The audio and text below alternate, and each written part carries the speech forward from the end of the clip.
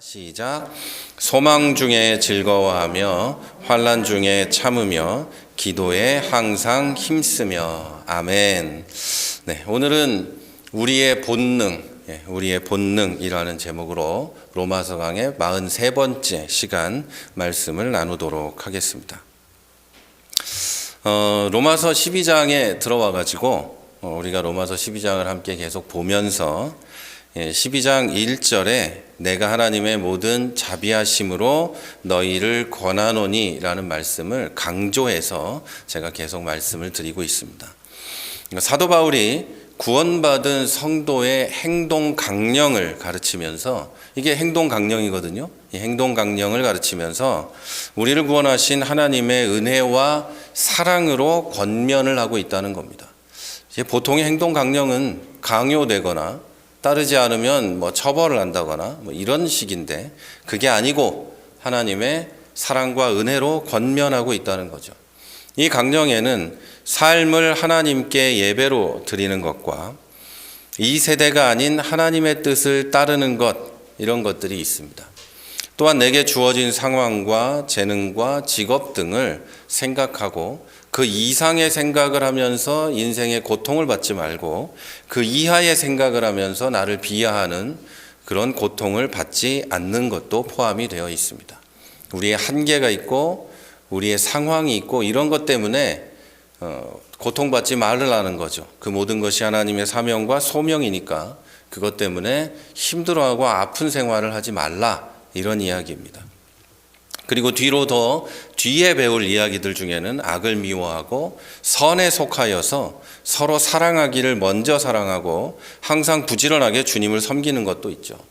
그리고 21절에 가서는 악에게 지지 말고 선으로 악을 이기라, 이렇게 말을 합니다. 이 모든 것은 우리가 반드시 지켜야 하는 행동 강령이 맞습니다. 성경에 나와 있는 모든 이 말씀들 중에 십계명과 함께 가장 중요한 말씀이라고, 우리가 지켜야 하는 말씀들 중에 하나이죠. 하지만 안 지키면 벌을 받거나 지키면 큰 상을 주겠다는 말은 없어요. 그저 하나님의 사랑으로 구원을 받고 자녀가 됐다면 이런 것들은 마땅히 하게 되는 생각과 행동이니까 그렇게 권면을 하고 있을 뿐입니다. 이걸 좀 다르게 말하면 이 강령들은 성도의 자연스러운 행동이니까 바울이 굳이 명령조로 말할 필요도 없었다는 겁니다. 당연한 걸 명령하는 사람은 없어요. 물론 이제 당연한데 말을 그렇게 안 들으면 어쩔 수 없이 하는 말도 있겠지만, 당연히 해야 되는 걸 그렇게 막 강요하듯이 하는 사람은 세상에 없다는 거죠. 다른 말로 하면 이 행동 강령대로 사는 것이 구원받은 성도의 자연스러운 행동이니까 바울이 굳이 명령조로 말하거나 큰 상을 받게 된다고 회유할 필요도 없었던 것입니다. 자연스러운 거니까요. 이런 관점, 곧 이 행동 강령이 성도의 자연스러운 행동이라는 관점에서 12장을 읽으면 우리가 이해하고 받아들이기가 쉽습니다. 특히 21절에 가면 이런 말이 있다 그랬죠. 악에 속하지 말고 악에 지지 말고 선으로 악을 이기라. 근데 이 세상은 뭐라고 말을 하죠? 악독한 놈하고 싸우려면 내가 더 독해져야 된다, 내가 더 악해져야 된다, 이렇게 말을 하죠. TV나 이런 데 나오는 드라마들도 나쁜 사람들을 벌하는 나쁜 변호사, 이런 게 있죠. 빈센조 같은 인간, 최하나의 나쁜 놈인데 좋은 사람으로 표현이 돼 있죠. 살인자고 마피아의 이런 아주 나쁜 인간인데 그런 걸로 표현이 되죠. 악을 벌하는데 악으로 하면 착한 것처럼 되는, 이렇게 되고, 또 요즘에 나오는 많은 영화나 드라마들이 나쁜 사람이 나쁜 사람을 잡는 이야기가 많죠. 사회의 풍조라는 이야기입니다. 이 세상의 풍조와 관념과 이 시대의 시대 정신이 악한 사람은 악한 사람이 때려잡아야 된다, 더 나쁜 짓을 해서 때려잡아야 된다 라는 식으로 흘러가고 있다는 거죠. 그러나 성경은 악을 악으로 갚지 말고 선으로 갚고 악을 이기려면 선으로 이겨야 한다, 이렇게 말을 하고 있죠.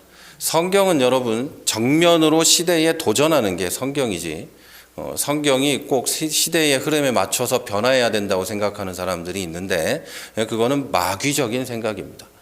마귀가 원하는 생각이에요. 성경을 해석하고 읽는 데 있어서 시대는 없습니다. 항상 동일하고 항상 같이 성경은 읽고 해석되어져야 되고, 물론 시대에 맞춰서 설교를 해야 되는 건 있습니다. 그러나 성경을 해석하는 것이 시대에 따라 달라져서는 안 되는 거죠. 왜 그러냐면 시대의 생각과 문화와 정신이 성경에 들어오게 되는 거니까 그것은 우리는 용납해서는 안 되는 거죠. 자, 이런 관점에서 이 성경을 읽으면, 오늘 본문을 읽으면 우리의 소망이 얼마나 당연한 것인지를, 우리가 가지는 소망이 얼마나 당연하고 그걸 굳이 말할 필요도 없는 것이라는 것을 받아들이게 됩니다. 우리가 읽은 개역개정 성경은 본문을 소망 중에 즐거워하고 환난 중에 참으며 기도에 항상 힘쓰라 이렇게 번역을 해놨습니다. 그런데 원문하고 조금 더 가깝게 번역이 된 새번역 성경은 소망을 품고 즐거워하며, 소망 중에 즐거워하는 게 아니라 소망을 품고 즐거워하고 환난을 당할 때 참고 기도를 꾸준히 하십시오 이렇게 번역을 했습니다.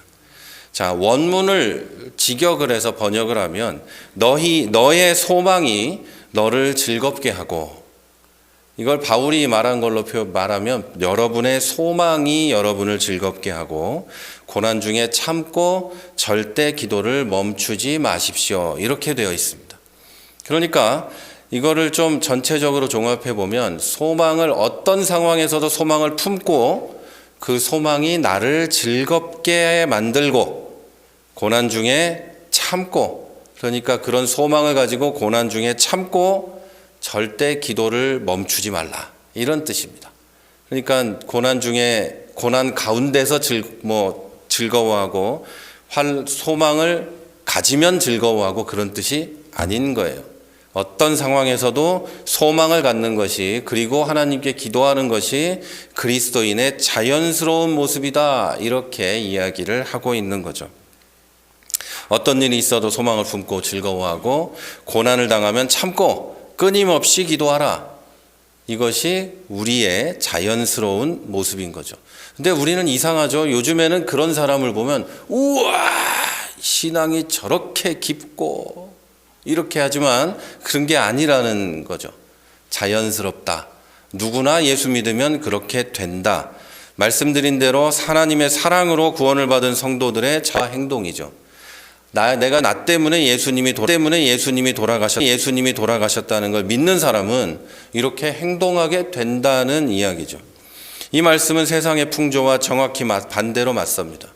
세상은 나 자신을 믿으라, 너는 할 수 있다, 이렇게 자신감을 주는 말을 하지만 한편으로는 다른 말도 합니다. 너의 상황과 환경과 실패를 보고 좌절하고 절망하고 포기하라. 너는 아무것도 없다.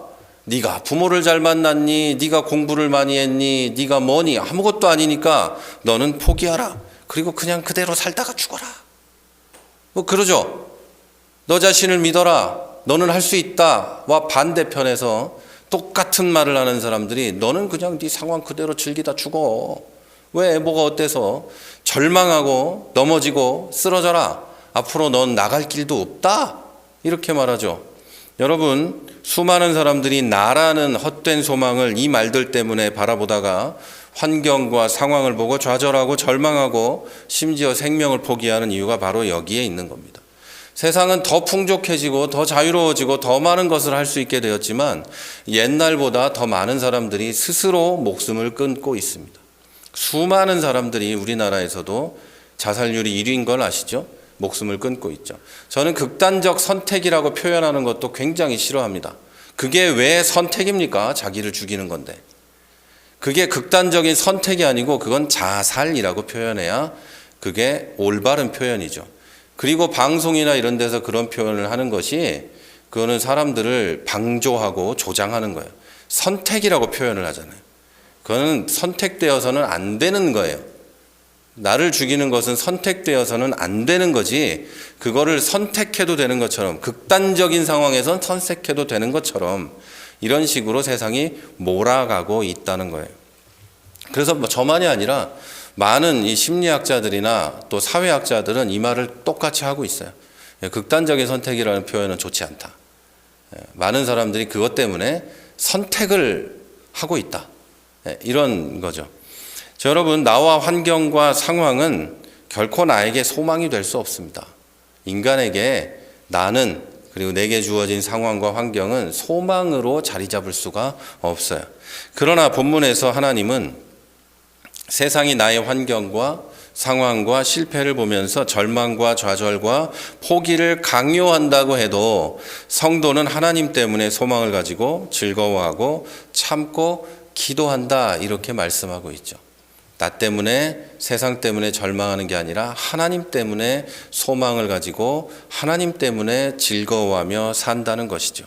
세상이 나에게 주는 어떤 문제라고 해도 세상이 원하는 반응을 하는 것이 아니라 하나님을 아버지로 둔 성도의 자연스러운 반응을 하라는 겁니다. 자연스러운 거예요. 여러분, 아버지가 빌 게이츠라면 어떤 어려운 상황이 놓였을 때 어떤 반응을 할까요? 돈이 필요하면 아버지한테 얘기하면 되지 길에서 구걸을 하진 않아요. 당연한 거 아니에요. 우리 자식들도 길에서 구걸을 안 하는데 빌 게이츠 자식이 구걸을 한다는 건 이상한 거죠. 자연스러운 반응이 아닌 거예요. 아버지가 빌 게이츠고 아버지가 삼성의 회장인데 노숙인의 자녀처럼 행동하지 말라는 거예요. 자연스럽게 하라는 거예요. 사자 새끼가 토끼의 새끼인 것처럼 행동하지 말라는 거예요. 이걸 왜 설명을 해야 되냐는 거예요. 자연스러운 건데 굳이 뭔 얘기를 하고 그렇게 하냐는 거예요. 여러분, 이 진리를 알게 되면 성도는 이 세대가 강요하는 좌절과 절망을 거슬러 버리고 항상 소망을 가지고 사는 것이 당연하구나라는 것을 알게 돼요. 그래서 어떤 상황에서도 내가 지금 소망을 갖는 건 좀 정신이 이상한 것 아닌가? 라는 생각이 아니라 어떤 상황에서도 당연히 소망을 갖고 즐거워합니다. 이게 하나님의 자녀니까요. 아버지가 하나님인데 뭐 때문에 절망해야 되냐는 거예요. 자, 이렇게 성도가 세상이 강요하는 좌절과 절망과 포기를 거스르고 소망을 가지고 즐거워하고 참고 기도하는 것을 한마디로 말하면 성도는 소망으로 산다, 이렇게 말할 수 있습니다. 이것을 조금 더 줄여서 말하면 성도에게 소망은 본능이다. 또 더 줄이면 우리의 본능이 소망이다, 이렇게 말할 수 있어요. 자꾸 좌절하고 절망하고 통곡하는 그리스도인이 많은데요. 여러분, 우리에게 소망은 본능적인 거예요. 사자가 사냥을 본능적으로 하고 새들이 날아다니는 걸 본능적으로 하듯이 우리도 본능적으로 하나님 때문에 소망을 가져요. 세상은 안 된다고 해도 우리는 소망이 하나님 때문에 있는 거예요. 가르쳐주지 않아도 거듭나는 순간에 갖게 되는 우리의 본능인 것이죠. 그래서 성도는 죽어서 천국에 가기 전에는 절대 소망을 잃지 않습니다. 자, 여러분, 본능을 일깨워서 어떤 상황에서도 결코 소망을 잃지 않는 귀한 하나님의 자녀가 되시기를 부탁을 드립니다. 자, 여기서 한 가지 생각할 게 있습니다. 우리만, 예수 믿는 성도만 소망이 있는 건 아닙니다. 사람은 누구나 자기만의 소망이 있고 그 소망을 붙잡고 인생을 살아갑니다. 이것을 좀 잘 표현한 이야기가 있어서 말씀을 드리겠습니다. 그리스 신화를 보면 이제 BC 8세기 정도에 쓰여진 건데, 이 신화를 보면 프로메테우스와 뭐 이런 이야기들이 나옵니다. 다 아시겠지만 프로메테우스와 인간들이 불을 훔칩니다. 이제 불을 발견한 것을 그렇게 표현을 했겠죠. 불을 훔치자 최고로 높은 신인 제우스가 프로메테우스에게 벌을 줍니다. 프로메테우스를 바위에 묶어놓고 이제 독수리가 그 간을 쪼아먹게 하는 벌을 내리는 거죠. 이렇게 잔인한 벌을 주고도 제우스는 부족했는지 그리스 신화에 이 세상에 내려온 최초의 여성이 나오는데 그 여성의 이름이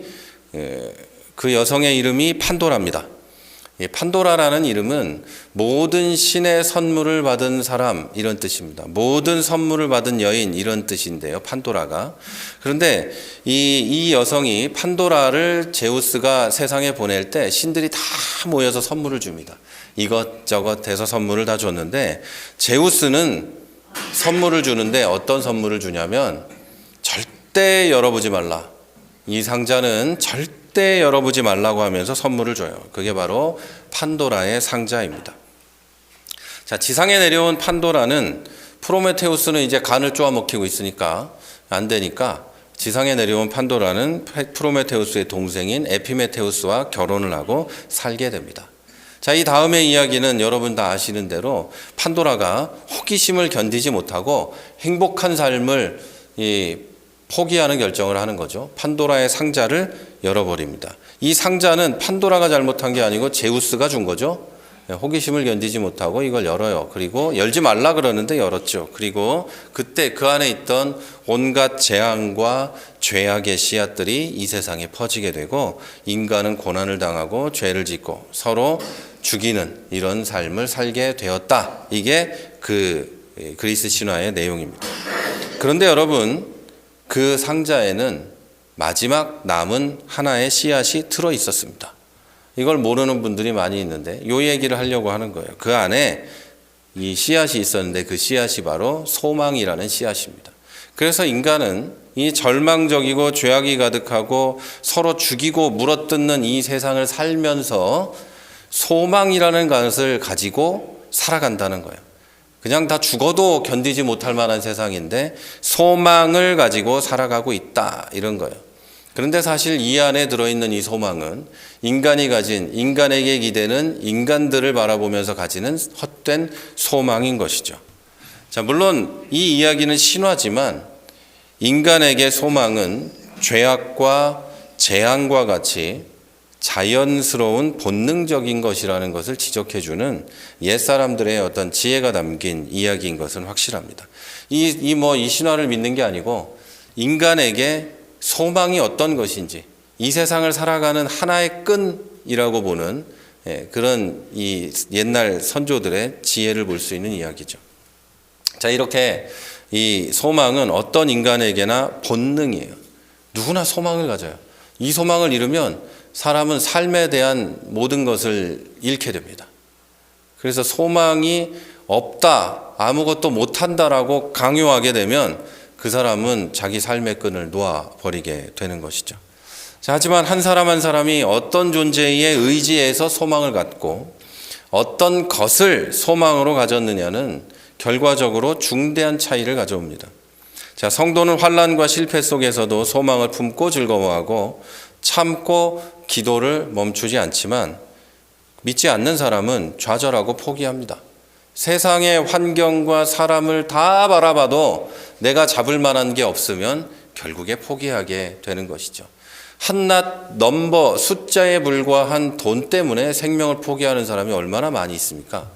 여러분, 돈은 숫자에 불과해요. 나이는 숫자에 불과한데 왜 돈은 숫자에 불과하다고 생각하지 않는지를 잘 모르겠다는 거죠.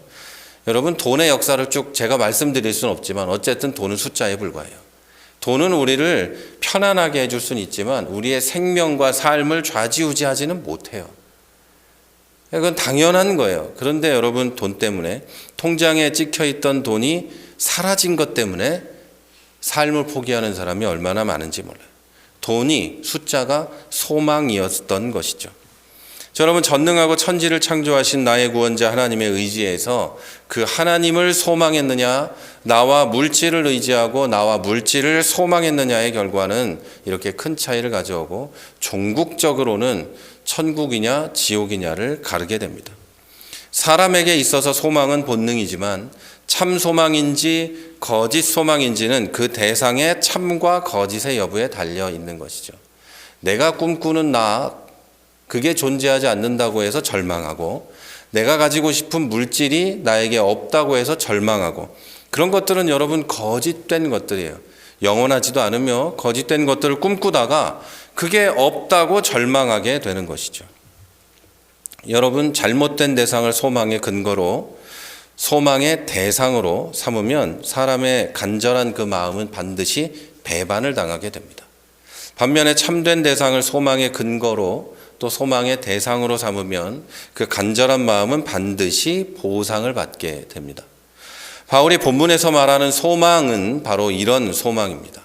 절대 배신하지 않고 매일매일 하늘이 빛나게 만들어주고 내가 서 있는 땅을 아름답게 만들어주고 인생의 즐거움과 기쁨의 노래와 찬양이 흐르게 하는 것은 바로 이런 소망입니다.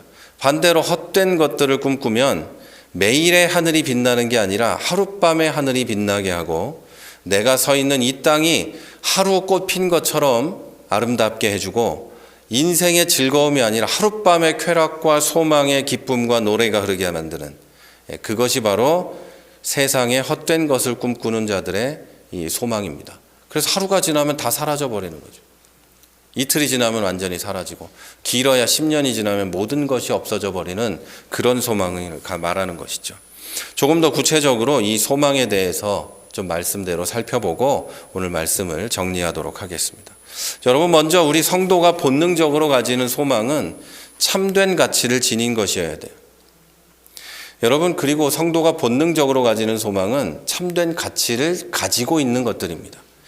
자기 자신만을 위한 이기적인 꿈을 꾸면서 마치 온 우주와 교회와 성도들을 위한 것인 꿈인 것처럼 자기의 꿈과 소망을 포장하는 사람들이 아주 많이 있습니다.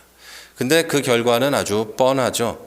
좌절과 포기와 상처, 하나님을 욕되게 하고 성도를 절망시키는 그런 것들이죠. 물론 죄악된 본성이 남아있는 인간이 자기 자신의 즐거움이 아닌 것들에 만족하지는 않습니다. 인간은 나의 즐거움이 아니면 만족하지 않고 설교를 들을 때나 성경을 읽을 때도 내 마음의 만족이 없으면 그것이 은혜롭지 않다 이렇게 판단하는 것이 바로 사람들입니다. 하지만 성도의 자연스러운 소망은 나 자신의 이기적인 소망이 아니라 타인과 하나님과 교회와 하나님의 나라를 위한 소망입니다. 저는 지금 요렇게 하라는 게 아니고요. 우리의 자연스러운 소망이 그런 것들이다라고 말씀을 드리는 겁니다. 인간적인 것들을 추구하기보다 먼저 하나님의 나라를 추구하는 것이 성도의 자연스러운 삶이라는 겁니다. 조금 더 나아가면 이 소망은 우리의 인간의 한계 안에 있는 것이 아니라 영원한 가치를 위한 소망입니다.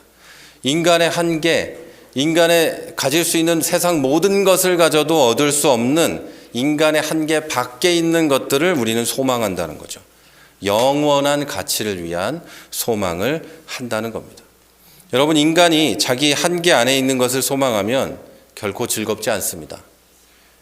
왜냐하면 자기 한계 안에 있는 것들만 소망하다가 다른 사람의 한계를 바라보고 다른 사람이 가진 것을 보면 결국에는 그 소망 때문에 절망하고 좌절하게 됩니다. 그러나 영원한 하나님의 나라와 그곳에 함께 갈 영혼을 구원하는 것을 내가 소망한다면 즐거움이 매일의 삶에 넘쳐나게 되는 겁니다. 그리고 다음으로 이 소망은 확실한 근거가 있어야 합니다. 그렇지 않고 나와 물질을 소망의 근거로 두면 반드시 배반을 당합니다. 나와 물질만큼 확실하지 않은 게 어디 있어요? 이 세상은 돈만큼 확실한 게 없다. 현찰이 최고다.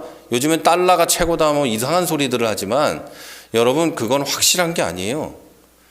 달러는 미국이라는 나라에서 자기들 마음대로 찍어내는 종이짝에 불과해요. 미국이 망하면 달러 가진 사람들도 다 망하는 거예요. 옛날처럼 금본위제나 은본위제가 아니라는 거죠. 1달러 어치만큼 미국에 금이 있는 게 아니에요. 그냥 종이 쪼가리예요. 여러분, 은행이 자기가 가진 돈만큼 빌려주는 게 아니에요. 넘버만 빌려주는 거예요. 그런데 여러분, 그거에 소망을 두고 살다가는 끝장나는 순간이 반드시 온다는 거예요. 여러분, 그건 아무것도 아닌 그냥 숫자예요. 종이 쪼가리고. 비싼 종이 쪼가리에 불과해요. 자, 여러분, 그런 거에 소망을 두면 반드시 배반당하는 날이 옵니다. 그러면 여전히 죄악된 본성에 물들어 있고 아직도 죄를 짓고 사는 우리가 영생의 소망을 갖고 이 세상에서 하나님의 사랑과 인도하심을 받는다는 소망을 갖고 심지어 어떤 상황에서도 하나님께서 나를 버리지 않는다, 반드시 구원하시고 버리지 않으신다는 근거는 도대체 뭘까요? 근거는 도대체 뭘까요? 돈도 아니고 세상도 아니고 아무것도 아니면 뭘까요? 내 고난과 질병과 아픔과 힘든 상황을 반드시 이길 수 있다는 소망을 갖는 근거는 또 무엇일까요? 나에게 필요한 모든 것을 하나님께서 다 채워준다는 이 무모해 보이는 소망의 근거는 무엇일까요? 성경이 그렇게 하라고 했으니까, 성경이 그런 거니까 그렇게 말하지는 않고 싶어요. 여러분, 이 모든 소망의 근거는 뭐라는 거예요? 이 모든 것이 헛된 꿈이 아니라 참된 소망이라는 이유가 뭐냐는 거예요. 여러분, 이 모든 소망의 근거는 바로 우리 아버지 하나님이신 거예요. 여러분의 믿음이 강하든 강하지 않든, 여러분이 연약하든 말든 상관없이 우리 아버지가 하나님이시기 때문에 우리는 이런 소망을 가질 수 있는 거예요. 우리 아버지가 하나님이니까요. 하나님은 우리에게 복음을 주셨어요. 그리스도의 삶과 죽음, 성령의 강림, 사도들의 선교와 우리 믿음의 선배들의 선교와 순교는 오직 여러분 한 사람 한 사람을 구원하시고 자녀로 삼기 위한 하나님의 역사였어요. 제가 계속 말씀드리죠. 한 명 한 명을 위해서 그렇게 하셨어요. 하나님이 모든 사람을 뭉뚱그려서 할 만큼 무능한 분이 아니에요. 한 사람 한 사람에게 그런 역사를 다 하실 수 있는 분이에요. 그래서 구원받은 모든 사람들의 간증을 들어보면 다 달라요. 동일한 방식으로 구원받은 사람이 거의 없다는 거예요. 각자의 삶의 상황과 그 자리와 환경과 성격과 그 사람의 모든 것을 가지고 하나님이 그를 구원하셨다는 거죠. 조금 더 가까이 와서 보면 제가 기도하고 말씀을 준비하고 전달하는 이 모든 행위도 오직 여러분을 구원하고 인도해 가시려는 하나님의 역사예요. 또 조금 전에 말씀드린 무모해 보이는 소망의 이 소망들은 하나님께서 사랑하시는 자녀들에게 약속하신 거예요. 내가 그렇게 해줄게 하고 선언하고 약속하신 거예요. 우리의 요구가 아니라 하나님이 일방적으로 여러분에게 약속하셨다는 거예요. 그래서 우리의 소망의 근거가 바로 하나님인 거예요. 다른 게 아니에요. 그래서 아직도 뜬구름 잡는 것 같다, 부족하다면 다른 증거들이 있습니다. 바로 우리 믿음의 선배들이죠. 하나님의 역사로 복음을 듣고 하나님의 자녀가 되고 하나님의 약속을 믿고 이 세상을 살아가셨던 믿음의 선배들이 바로 우리 소망의 증거이고 근거들입니다. 역사는 이런 분들의 이야기로 가득해요.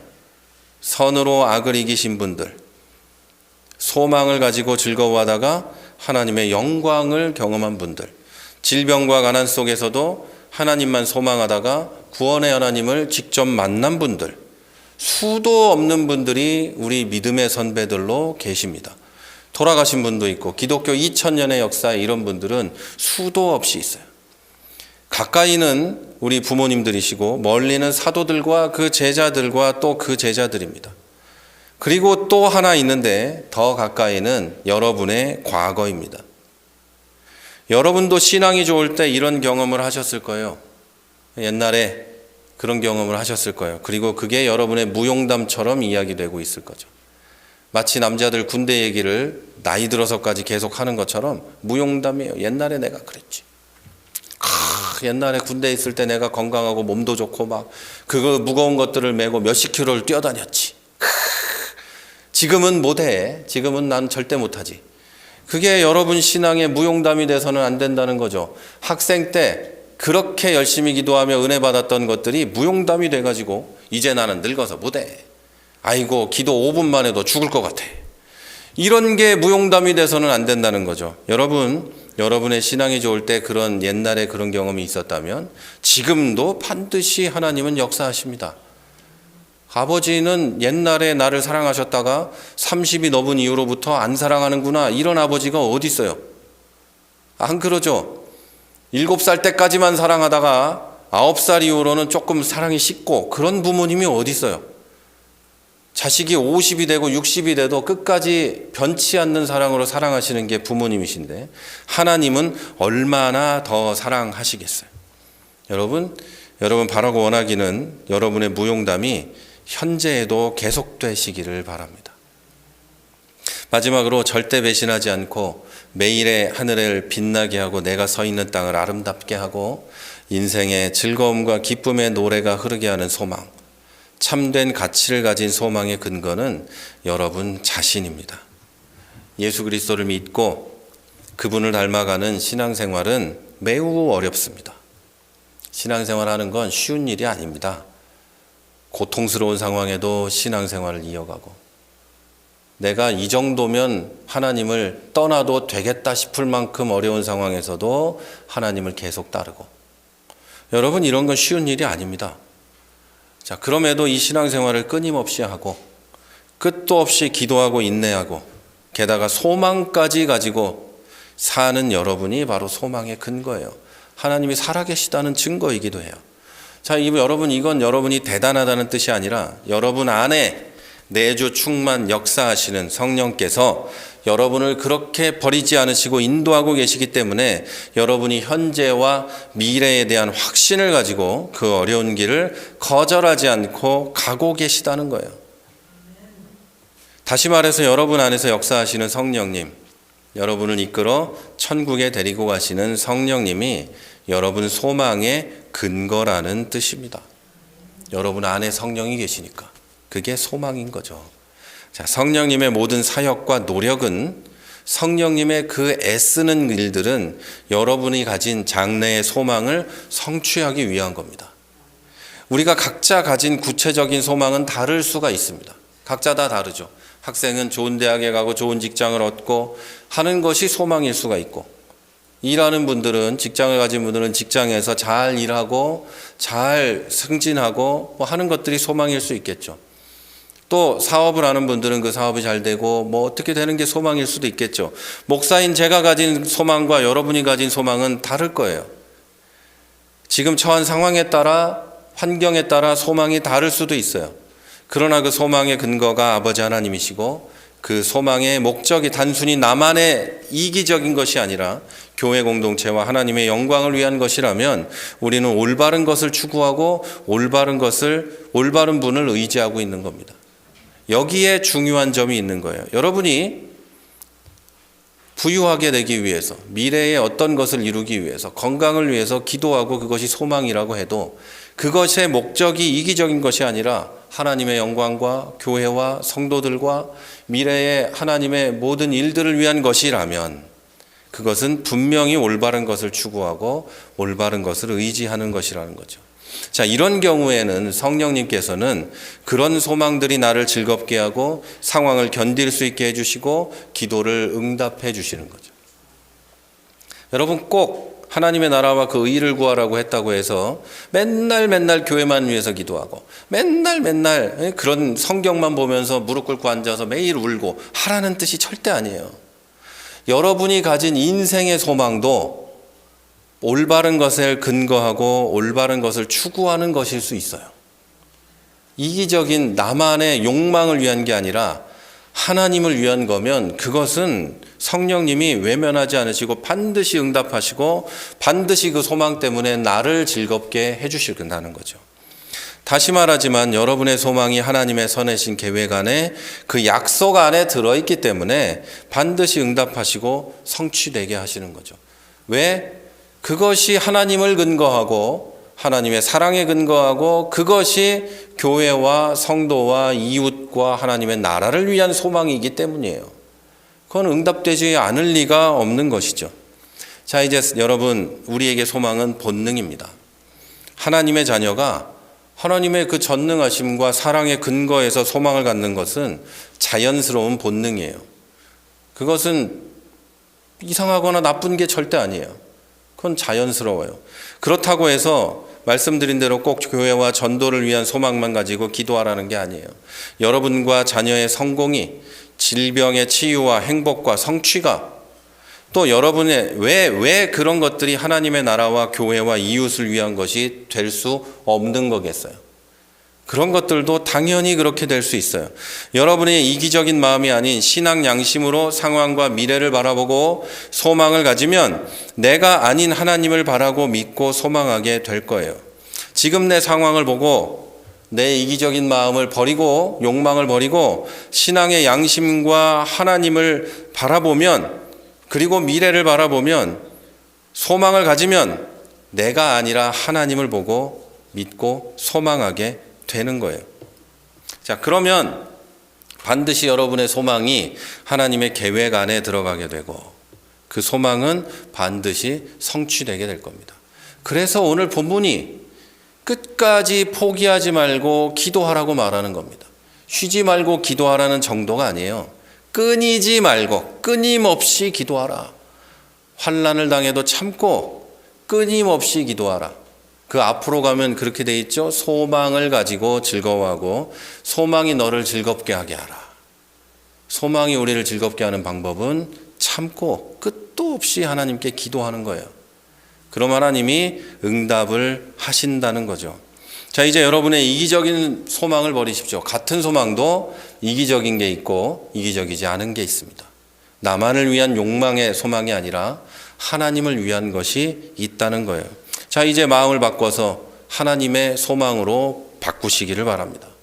하나님이 내 소망을 이루시면 하나님의 나라가 어떻게 될지, 내 주위의 사람들은 어떤 경험을 하게 될지 이런 꿈을 꾸시라는 거예요. 단지 교회를 놓고도 교회가 커지면 좋겠다 이런 꿈이 아니라 교회가 소망을 가지고 하나님의 일을 할 때 어떻게 세상이 변해갈지 이런 꿈을 꾸고, 내 삶이 변화되면 하나님께 기도해서 어떤 이 역사가 내 삶에 일어나면 도대체 주변에서 어떤 일이 벌어지게 될지 생각해 보시라는 거예요. 그리고 그것을 소망으로 가지시라는 거예요. 그것을 소망으로. 우리가 질병을 놓고도 기도하고 앞일을 놓고도 기도할 때 그것이 소망이 되셔야 합니다. 그게 소망이 되면 하나님이 역사하시고 응답하게 될 거예요. 이제 여러분의 이기적인 마음과 그런 것들을 다 내려놓고 그 자리에 하나님을 의지하고 하나님을 추구하는 소망을 채우시기를 바랍니다. 그러면 반드시 소망이 여러분을 즐겁게 할 것이에요. 하나님이 응답하실 거니까요. 그리고 여러분 때문에 교회와 성도가 행복하게 될 것이고 여러분의 가족이 행복하게 될 것이고 행복하게 될 거예요. 그 행복은 하나님을 바라보는 것으로 완성될 것입니다. 그리고 나아가 삶으로 하나님께 영광을 돌리게 되실 거예요. 자, 저는 여러분과 우리 교회가 참된 소망으로 즐거움을 누리고 그리고 하나님께 영광을 돌리는 귀한 성도의 삶을 살아가게 되시기를 주 예수 그리스도의 이름으로 축원합니다.